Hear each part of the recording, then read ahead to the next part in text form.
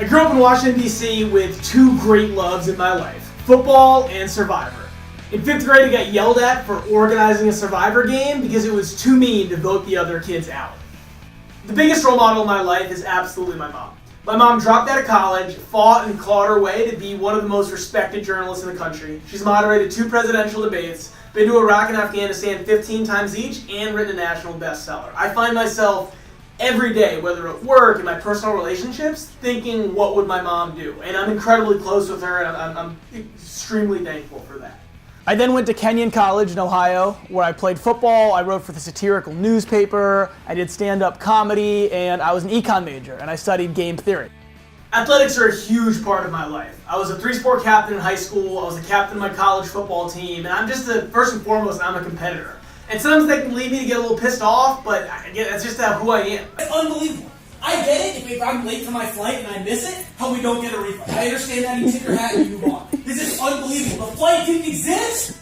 The flight did not exist. How are we not getting paid back? You didn't call us, you didn't email us. We got to the airport waiting in line for 2 hours and the flight did not exist. I attack everything in life with passion. If I'm not doing something with passion, or if you're not doing something with passion, I don't see the point in doing it.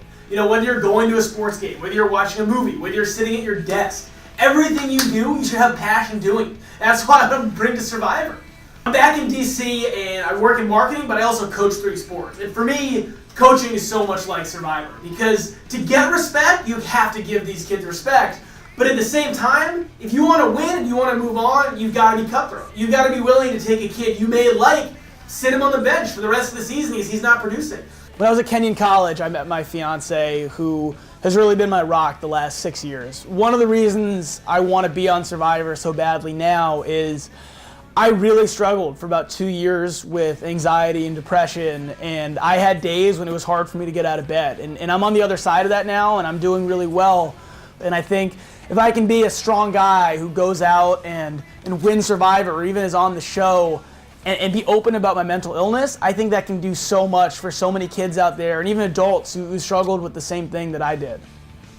I would say one thing about me is I feel like I'm always the smartest person in the room, and I've been in the room with some pretty smart people. You should be on Survivor because you're smart and you're handsome and you're sneaky, but somehow everybody still likes you. Did that go in? Yeah.